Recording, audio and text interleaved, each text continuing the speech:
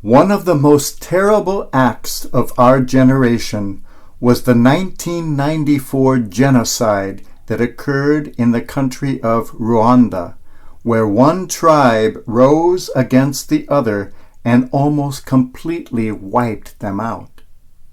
In the first 100 days of this period, it is estimated that over 1 million people were slaughtered. How can this happen? What would cause one group of people to rise up with so much hate against another group of people? What is it that can cause a Rwanda? What is it that can cause an Auschwitz? What is it that can cause the killing fields of Cambodia and so many other instances in human history? What is it in the human spirit that can cause such an aberration? We see the roots of it in the first reading we hear today, as well as in the Gospel. Two prophets, Eldad and Medad, received the Spirit of God, but they were not among the recognized prophets, so people wanted to cast them out. They aren't part of us. Again, in the Gospel, the apostles had the same attitude toward people who did not belong to them, and they too made that division of those guys and us guys. In both instances, they were told they were wrong. Moses looked with joy upon those prophets who were not of his company. And Jesus proclaimed that there is no division between us and them. Christ was the great unifier, telling us on another occasion, "There are the sheep of my fold, and there are sheep of mine that do not belong to this fold, but all are mine."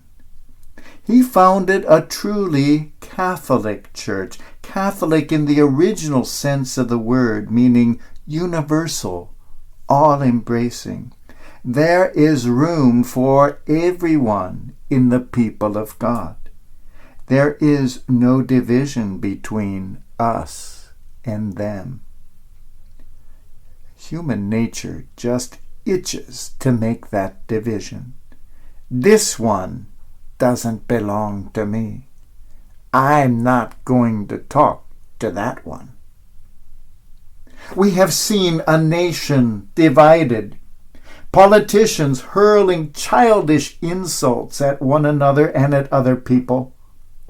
We have seen it too in the American church, where some even question who may be considered part of God's people.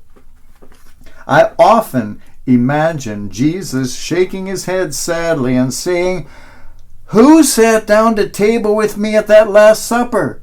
There was the one I loved so much, my beloved disciple. He was perhaps the only one worthy to receive. Then there were the others there, with all their faults, yet I shared that meal with every one of them as well. I even shared communion with Peter, whom I had just called Satan, and who was about to deny me, not once, but 3 times. Deny me! Yes, I even gave my body and blood to Judas, as he was in the very act of betraying me. Yet you stand in judgment over who is worthy? Why, I even give it to you." Who is worthy to belong?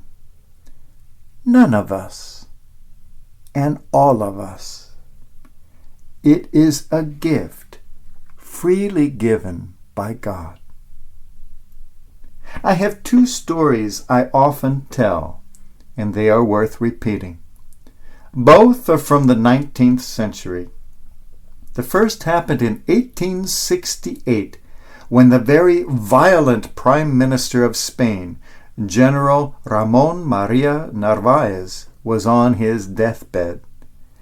As he lay dying, the priest asked him, "Have you forgiven all your enemies?" The Prime Minister replied, I don't have any enemies to forgive. I have had them all shot. That's one way of dealing with people and taking care of our enemies.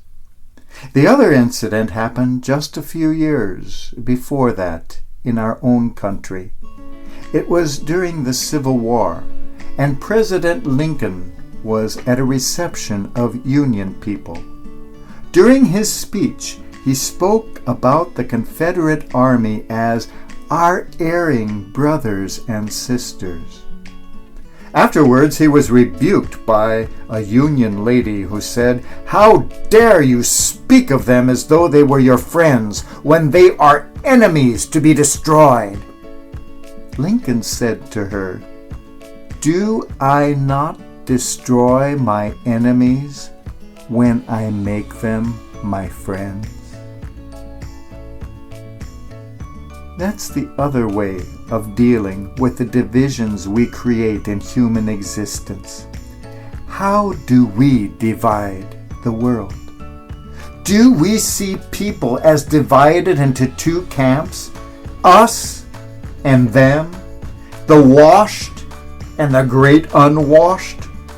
Or do we perhaps regard humanity as Abraham Lincoln did, as Moses and as Jesus did? In this humanity, there are no Hutus and Tutsis. There are no Catholics and Protestants. There are no Democrats and Republicans. There is only one universal people, created by God for God, each of us with our own faults, our own way of thinking, our own way of worshiping, of voting, of believing, our own way of relating to ourselves and to God and to one another. There is one great Catholic universal people of God. And what a privilege that in all our diversity and in all our weakness, each of us has the great gift of belonging to the people of God.